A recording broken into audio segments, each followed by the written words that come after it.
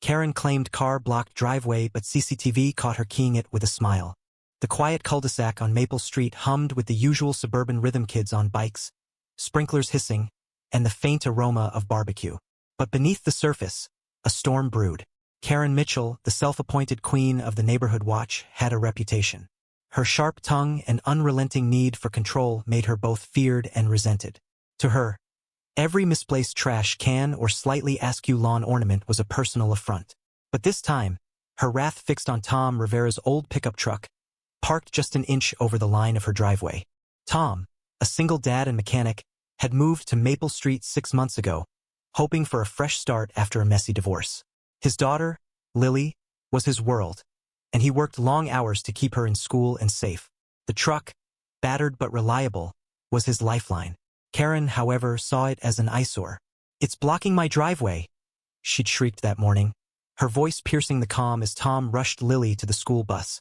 "Move it or I'll have it towed." Tom, exhausted from a double shift, apologized and promised to fix it after work. Karen's eyes narrowed, her lips curling into a smile that didn't reach her soul. Sarah, Tom's neighbor and a quiet college student, watched from her porch, her gut twisting. She'd seen Karen's tirades before last month. Karen had rallied the HOA to fine Mrs. Jenkins for her unkempt roses. Sarah wanted to stay out of it, but something about Karen's glee felt wrong. She kept her phone's camera ready, a habit from her journalism classes. "Just in case," she whispered to herself. By noon, Karen's patience never abundant ran dry.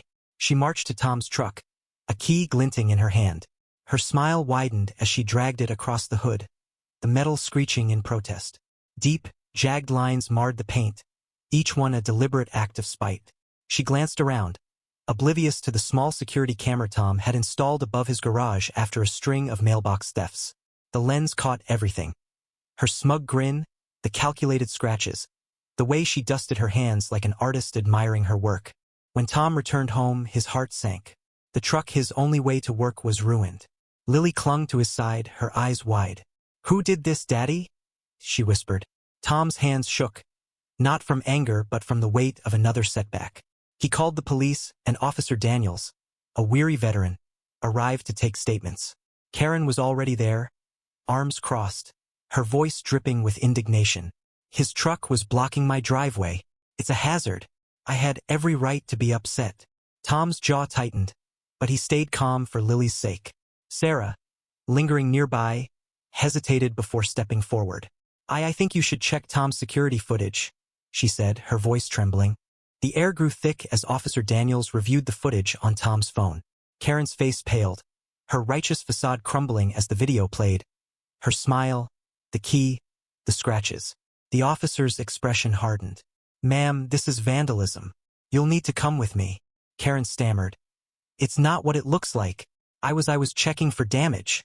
But the footage was undeniable. Tom's voice cracked as he spoke. "That truck is how I feed my kid. Why would you do this?" Karen's eyes darted away, her silence deafening. Then came the twist.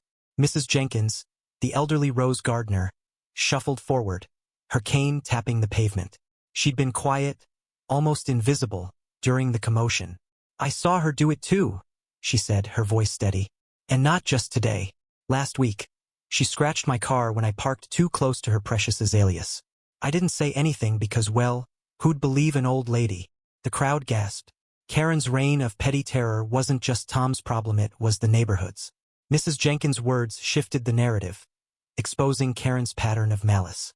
The police took Karen away, her protests fading into the evening air. Tom stood by his truck, Lily's hand in his, staring at the scratches. Sarah approached, guilt in her eyes. "I should have spoken up sooner," she said. "I was scared." Tom shook his head. "You did enough. Thank you." But the victory felt hollow. The truck's repairs would cost more than he could afford, and Karen's HOA connections might drag this out in court. The neighborhood, once a haven, now felt fractured, its trust eroded by one woman's vendetta. As the sun set, casting an orange glow over Maple Street, the weight of the day settled in. Karen's smile, captured on camera, wasn't just about a truck, it was about power, about bending others to her will.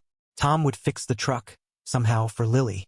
Sarah would write about it, her article a quiet rebellion against bullies like Karen.